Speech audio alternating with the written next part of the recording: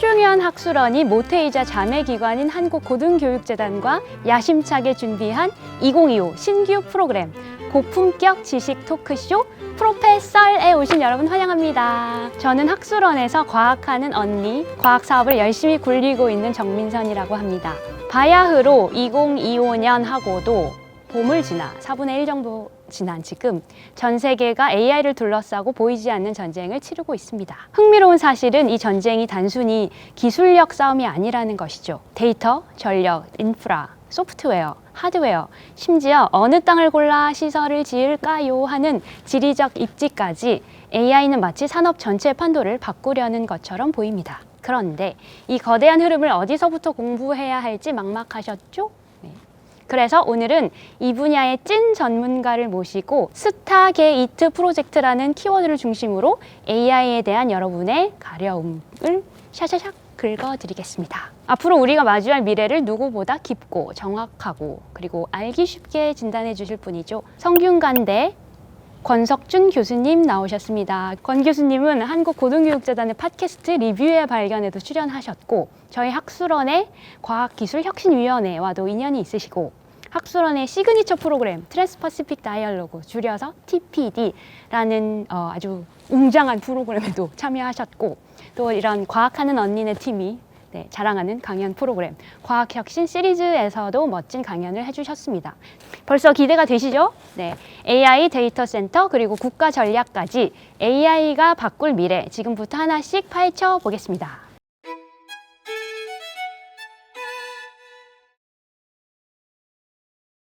교수님, 요즘 뉴스에 스타게이트 프로젝트라는 게 굉장히 많이 나오잖아요. 네네. 계속 확대되는 이 얘기를 보면 단순히 인프라 구축 사업은 아닌 것 같단 말입니다. 근데 또 그동안 미국에서 새로운 행정부 때 비전처럼 제시했던 정책 기조를 보면 출범 초기에 트럼프 정부가 보여주는 그런 과학기술 분야를 위시하여 보여주는 슬로건처럼 읽히기도 하거든요. 어떻게 생각하십니까? 정말 뭐가 다른가요, 이번에는? 좀 다르다면 다르다고 볼 수가 있을 것 같습니다. 일단은 잘 아시는 것처럼 미국은 지금까지 세계 최강대국의 위치를 점하기 위해서 주로 많이 썼었던 전략 중에 하나가 첨단 기술 분야에서 제일 먼저 화두를 던지고 그 화두를 가지고 플랫폼을 만들고 플랫폼 위에서 창출될 수 있는 수익을 선점하는 그런 전략들을 취해왔었습니다. 이번 트럼프 2기 정부에서 지금 취임 초기부터 꺼내왔었던 이 이니셔티브가 지금 사회자께서 말씀하신 AI, 그 중에서도 좀 거대한 투자가 동반이 되는 AI 중에서도 가장 큰 프로젝트라고 할 수 있는 스타게이트 프로젝트가 되겠습니다. 일례로 이 스타게이트 프로젝트에 참여하는 기업들을 볼 것 같으면 AI 기업만 들어가 있는 게 아닙니다. 뭐 당연히 우리가 제일 잘 알고 있는 챗GPT 같은 이런 생성형 AI 업계에서 가장 선두가 되고 있는 오픈 AI사 같은 회사가 포함이 돼 있기도 하고요. 또 하나 특이할 만한 것은 미국 회사가 아닌 일본 회사인 소프트뱅크가 여기에 또 포함이 돼 있다는 겁니다. 그리고 일반적으로는 AI 쪽에서는 잘 언급이 되지 않았지만 그렇지만 또 IT 업계에서는 굉장히 큰 자이언트이기도 한 오라클도 포함이 되어 있습니다. 이 말인즉슨 이게 AI로만 그치는 것이 아니라 그 다음의 세대, 특히 기존에 우리가 알고 있었던 다양한 산업에서의 트랜스포메이션을 일으킬 수 있는 촉매가 이 AI를 통해서 이루어지게 하겠다라는 것이 이런 이니셔티브에 깔려있는 함이라고 볼 수가 있습니다. 그래서 저희는 그 다음 산업으로 이러한 트랜스포메이션이 어떻게 이루어질지에 대한 그 메커니즘에 조금 더 초점을 맞출 필요가 있다고 생각합니다. 아까 잠시 언급하시긴 했지만 AI가 백신이나 로봇, 반도체 같은 다른 산업 분야에도 영향을 끼친다. AI는 일종의 기간 산업이다.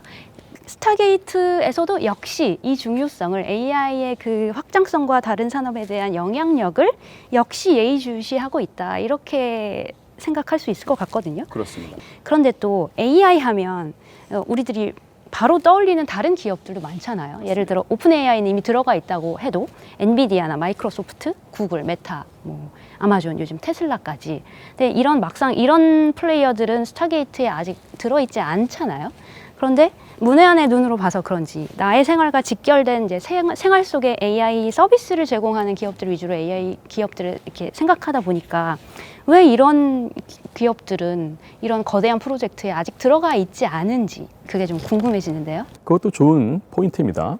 사실은 이제 오픈 AI가 들어가 있고 또 오라클 같은 회사도 들어가 있는데 표면적으로는 지금 엔비디아나 뭐 마이크로소프트나 HP나 뭐 메타나 아마존 같은 회사들, 우리가 흔히 알고 있는 AI 분야에서 자이언트라 불리는 회사들은 표면적으로는 지분이 확보가 된 상황에서 투자를 얼마를 하겠다라는 것이 구체적으로 명시되지는 않았습니다. 그럼에도 불구하고 이 5천억 달러 규모의 스타게이트 프로젝트가 성립하기 위해서는 반드시 그에 합당한 컴퓨팅 인프라들이 성립이 되어야 됩니다. 그런 컴퓨팅 인프라를 만들기 위해서는 당연히 지금 가장 이 업계에서 선두가 되고 있는 엔비디아가 만들고 있는 GPU 서버들이 공급이 되어야 될 것이고요.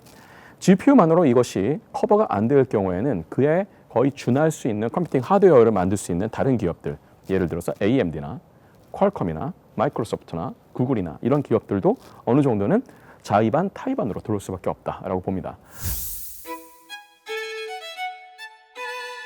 여기서 우리가 한 가지 재밌게 좀 볼 수 있는 부분 중에 하나는 워낙에 이 AI가 핫 이슈가 되면서 그 AI의 실질적인 구현을 가능하게 하는 컴퓨팅 하드웨어 관점에서 엔비디아 혹은 엔비디아 연합이라고 부르는 그런 집단들이 일종의 병목 지점을 형성하고 있다는 겁니다. 워낙에 독점력이 강하다 보니까 이 엔비디아, 그리고 엔비디아는 사실 우리가 엄밀히 분류하자면 팹리스 기업입니다. 실제로 그 칩은 대만에 있는 TSMC에서 만듭니다. 그리고 잘 알려진 것처럼 거기에 적합한 고대역폭 메모리라고 불리는 HBM 같은 경우는 대부분 한국의 SK하이닉스가 거의 독점적으로 많이 생산을 하고 있죠. 그러다 보니까 이 세 회사가 그야말로 AI 반도체 분야에서는 독점적인 병목 지점을 이루고 있는데, 여기에 대해서 견제하는 세력이 지금 말씀드린 구글이나 마이크로소프트나 휴렛패커드나 시스코나 이런 기업들이 하나의 또 하나의 일종의 좀 느슨한 기업 클러스터를 좀 이루고 있습니다. 이런 클러스터들의 이름은 이제 UA 링크라는 일종의 MV 링크의 대항마로 나오고 있는 GPU to GPU 커뮤니케이션의 표준을 채택하려고 하는 이런 기업의 집단들로 볼 수가 있는데, 그러다 보니까 어떻게 보면 약간 경쟁 관계에 있는 이 두 집단들이 하나의 거대한 프로젝트 지붕 안에서 공존하는 것은 아직은 좀 어렵고, 그렇기 때문에 교통 정리가 필요한 상황이지만 그 교통 정리가 어느 정도는 끝나는 대로 결국은 이 인프라를 확보하기 위해서라도 미국에 있는 이런 주요한 AI 기업들은 직간접적으로 많은 참여를 할 수밖에 없을 것이다 라고 전망할 수 있겠습니다. 근데 또 이쯤에서 궁금한 것이 아까 잠깐 언급하셨는데 컴퓨팅 인프라가 중요하다. 여러 인프라 중에서 왜 데이터 센터가 그렇게 중요한 키워드가 됐는지, 사실 이 말단 사용자 입장에서는 데이터 센터와 나는 거리가 굉장히 멀잖아요. 내가 사용하는 건 소프트웨어 돌리는 정도라서 데이터 센터가 정말 AI 시대의 판도를 바꿀 정말 그런 중요한 역할을 하는 무엇인가, 그러니까 그게 좀 와닿지는 않거든요. 네네. 그런 거를 좀 설명을 해주실 수 있을까요? 굉장히 중요한 질문을 하셨다고 생각합니다. 사실 이 데이터 센터를 어디에다 지을 것이냐라고 얘기를 할 때 많은 분들이 아마 소버린 AI라는 표현을 들어보셨을 겁니다. 즉 AI 주권, 이 문제가 굉장히 중요하잖아요. 근데 많은 분들이 생각할 때 이 AI의 모델의 성능이 크면 클수록 좋은 것 아니냐 이렇게 생각하시는데, 그거는 일부분만 본 겁니다. 물론 큰 파라미터 공간 내에서 더 많은 연산을 기반으로 해서 더 좋은 성능, 우리가 인텔리전스라 부를 수 있는 그런 성능을 구현하는 것도 중요하지만, 애초에 그렇게 거대한 서버에서 충분한 성능을 만들어낼 수 있을 정도의 학습이 이루어지기 위해서는 초반에 데이터 인풋이 필요합니다.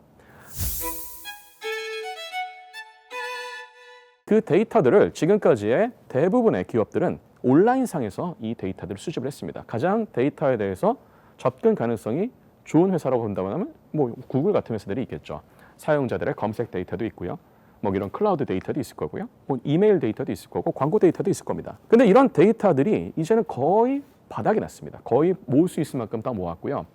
그 다음 데이터들은 이제부터 본격적으로 도메인 데이터로 부르는 것들이 있습니다. 산업에서 얘기하는 그런 데이터들, 개인의 사용자 정보들, 그리고 다양한 그런 지역에 기반을 둔 혹은 산업에 기반을 둔 다양한 데이터들이 있습니다. 근데 이 데이터들이 데이터 센터에서 처리만 되는 게 아니고요. 저장이 됩니다. 그런데 이 저장된 데이터가 그러면은 저장만 되고 끝나느냐? 아닙니다. 그 다음 프로젝트를 위해서 또 활용이 될 수 있겠죠. 자, 그런데 이렇게 저장이 되는 일종의 데이터 저장고인데, 이 데이터 저장고에 있는 데이터를 다른 회사가 또 어떻게 활용할지는 아무도 모르는 거죠. 근데 거기에 굉장히 국가적으로 국익의 관점에서 봤을 때 민감한 정보가 포함이 될 수 있다라고 판단한다면, 과연 그 나라 정부는 그러한 거대한 그리고 좋은 데이터들이 모여 있는 데이터 센터를 다른 나라에 짓는 것을 쉽게 허락을 할 것인가 생각해 봤을 때 여기서부터 하나의 이슈가 들어오기 시작하는 거죠. 국가 안보라는 개념이 들어오기 시작합니다. 사실은 이것은 이미 전임 바이든 정권 혹은 그 이전으로 올라간다 그러면 트럼프 1기 정권에서부터 국가의 안보의 한 축으로 기술 안보가 나오기 시작했고요.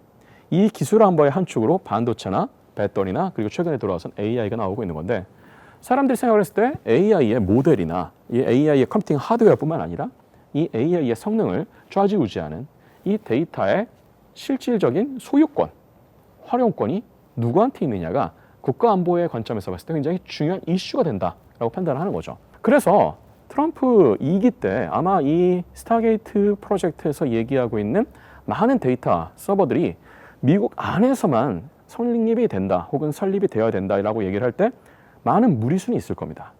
그래서 사실 이렇게 큰 돈이 좀 필요하다는 얘기가 나올 수도 있는 건데요. 그럼에도 불구하고 우선적으로는 이런 데이터 센터를 자국 안에서 지으려고 하는 움직임이 있을 거고요.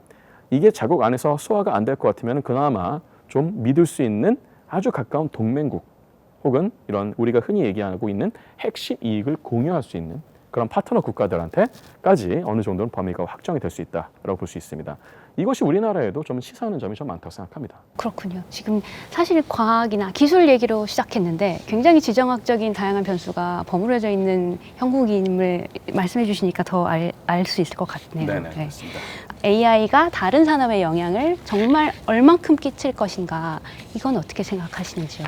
네, 그 부분도 굉장히 중요한 화두가 현재 되고 있는 질문입니다. 지금 AI 업계에서 가장 큰 고민 중에 하나는 어마어마하게 많은 돈을 투자받아서 거대한 모델을 만들었고 이 모델이 이제는 인간의 지능을 넘었다라고 얘기할 정도로 거의 슈퍼 인텔리전스화 되고 있지만 막상 이렇게 투자받아서 똑똑해진 AI가 그럼 무슨 부가가치를 만들어내고 있느냐 여기에 대해서 고민들이 많은데 올해부터 지금 화두가 되고 있는 것이 뭐냐면 이제는 이 AI가 마치 큰 대접이 있는데 거기에 저희가 물을 이제 가득 담았어요. 거기다가 우리가 계속 물을 부으면 어떻게 됩니까? 흘러 넘치죠.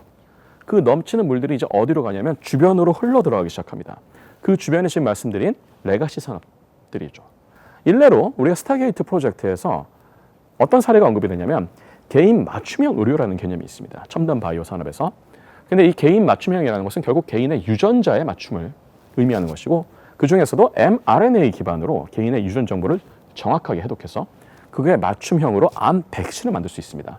그런데 분석은 물론이고 합성까지도 이제는 다 AI를 기반으로 하겠다는 겁니다. 예를 들어서 분석 같은 경우에는 우리가 유전자 지노믹스 데이터를 분석을 해야 됩니다. 사람의 지놈 같은 경우에는 약 3GB 정도의 데이터를 가지고 있는데 이 데이터 자체를 그냥 분석하는 게 아니라 우리가 흔히 얘기하고 있는 인구 집단의 데이터와 같이 분석을 해서 정확하게 이 사람에게 맞는 유전자형이 특정한 암과 어떻게 연관관계가 있는지를 찾아내는 그런 굉장히 많은 작업들이 필요한데 여기에 적합한 AI 모델을 만들 수 있습니다. 이제 이게 만약에 이 기술이 실현이 된다. 그러면 내가 설사 월요일에 암 진단을 받았더라도 금요일쯤에는 이 백신을 먹어서 혹은 이 백신을 가지고서 혹시라도 더 그 다음 단계로 발현이 될 수 있는 암을 예방도 할 수 있다라는 얘기가 나오고 있는 겁니다. 지금은 제가 첨단 바이오를 기반으로 말씀드렸습니다만 스필 오버되는 대부분의 영역들이 다 비슷한 논리와 문법을 가지고 진행이 되기 시작할 겁니다. 일례로 지금 가장 잘 AI가 이식되고 있는 분야라고 한다 그러면 모빌리티 분야가 있을 겁니다. 모빌리티 중에서도 자율주행차 같은 경우에는 이 AI가 주로 어디에 쓰였냐면 비전 인식 쪽에 쓰였습니다. 그래서 비전을 가지고서 무슨 일을 했느냐 기본적으로 지형 지물을 인식도 하고요. 그런데 그건 1차적인 것이었고 테슬라 같은 경우에는 여기다 한 단계 더 나갑니다. 이 지형 지물 속에서 움직이는 대상들, 환경의 변화들, 날씨나 기후나 다양한 도로 서장의 조건 같은 것들을 사전에 예측을 할 수 있습니다. 이제부터는. 그래서 확률적으로 그 계산들을 실시간으로 밀리세컨마다 할 수 있어요. 자, 이 상황에서 그냥 이 테슬라는 일종의 AI 컴퓨터인데 컴퓨터가 그냥 되는 것이 아니라 이게 모빌리티라는 물리적인 세계로 구현이 된 겁니다. 모빌리티 말씀드렸고 첨단 바이오 말씀드렸는데 다른 산업들도 다 지금 비슷한 사례를 얼마든지 저희가 얘기를 할 수 있습니다.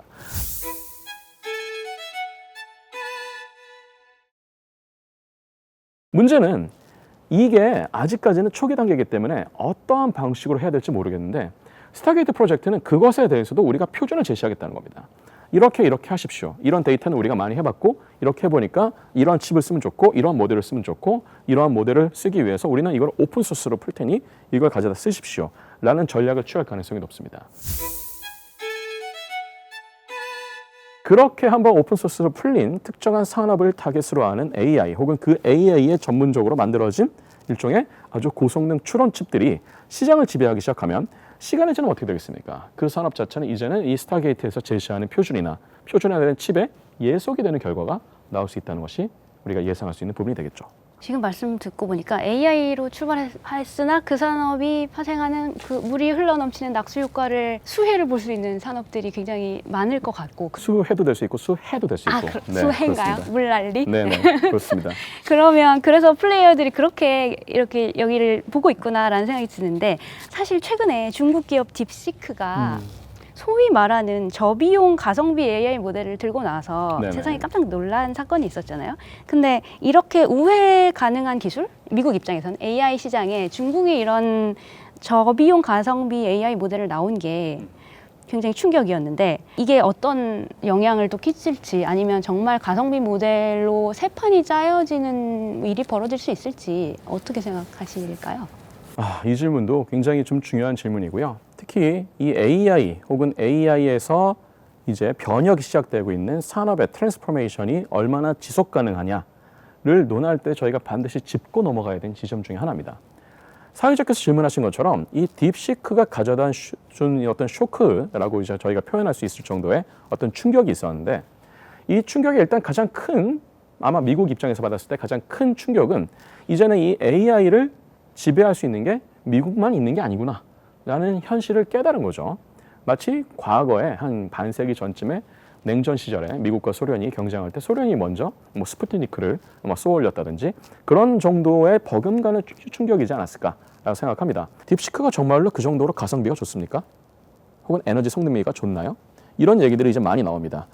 딥시크에서 공개한 몇몇 문서들이 좀 있고 논문들이 있는데요. 그 논문을 찾아서 읽어볼 것 같으면 실제로 맨 처음에는 그렇게 딥시크가 얘기하는 수치들을 다 믿는 사람들이 많지는 않았습니다. 근데 그 딥시크가 우리가 지금 흔히 얘기하는 소프트웨어 오픈소스를 공유할 수 있는 GitHub라는 사이트가 있습니다. 그 GitHub에 자신들의 노하우와 알고리즘과 학습 데이터와 그리고 모든 그런 플랫폼들을 다 공유를 했어요. 그래서 전 세계에 있는 AI 연구자들이 바로 공개되자마자 그것을 다운받아서 직접 설치도 해보고 테스트도 해보고 흔히 얘기하는 그런 AI 성능의 지표들도 다 점수를 매겨봤습니다. 그런데 거의 동일한 점수가 재현이 된 겁니다. 이 말인즉슨 지금 중국은 그 정도로 자신이 있다는 것. 오픈 AI나 구글이나 마이크로소프트 같은 이런 미국의 거대 AI 기업들이 그냥 자연스럽게 당연하다는 듯이 써왔던 엔비디아의 최첨단 GPU 칩이 없었어도 이 정도의 성능을 가질 수 있는 AI를 만들어냈다는 것이 정말 중요한 지점입니다. 이게 어떻게 가능했던 것인가 생각을 해보니 딥시크라는 회사가 저희가 그냥 생각했을 때 소프트웨어만 잘하는 회사인 줄 알았는데 굉장히 하드웨어에 대한 최적화에도 능했던 회사였던 거죠. 사실 이제 딥시크가 이러한 AI 산업에 뛰어들게 된 시점에서 중국은 여전히 미국의 견제를 받고 있었던 이런 기술에 대한 통제를 받고 있었던 상황이었기 때문에 훨씬 더 다운그레이드가 된 칩을 쓸 수밖에 없었던 상황인데 그 다운그레이드 된 칩을 가지고서 최적화를 한 겁니다. 뭔 얘기를 할 수 있냐면 많은 다른 나라들의 이 AI 쪽에 들어오려고 하는 나라들에 대해서 굉장히 많은 힌트를 준 거예요. 엔비디아가 만들고 있는 저 한 장에 5천만 원짜리 1억 원짜리 GPU 굳이 없어도 됩니다. 500만 원짜리 1000만 원짜리 혹은 중고로 된 거 그냥 가져다 쓰셔도 됩니다. 이것만 가지고도 최적화해서 뭐 저 구글이나 오픈 AI가 만들고 있는 저런 파운데이션 AI 모델과 성능이 버금이 될 수 있는 그 정도의 모델을 얼마든지 만들 수 있다라는 걸 보여준 거고요. 어쨌든 기술이 중요하고 기술 자체의 첨단 기술로 가는 그 방향도 중요한데 지금의 AI 시장은 꼭 첨단이 아니라 너무 비싼 비용을 들이지 않고 맞습니다. 중간 정도 어느 정도 선에서도 시장을 형성하고 그 플레이어들이 살아남을 수 있다라는 메시지를 딥시크가 던져줬다라고 이해를 해도 될까요? 그렇습니다. 정말 지금 저희가 준비한 내용의 한 3분의 1 정도밖에 다루지 않았는데도 아주 마음이 웅장해지는 그런 주도권, 생태계 경쟁이라는 게 말씀해 주시니까 새롭게 느껴졌습니다. 네, 저희 오늘 1부에서 준비한 내용을 어느 정도 소화를 했는데 저희 2부에서는 더욱 흥미진진한 이야기가 기다리고 있으니까 꼭 챙겨서 봐주시고 구독과 좋아요 눌러주시고 많은 관심 부탁드립니다. 감사합니다.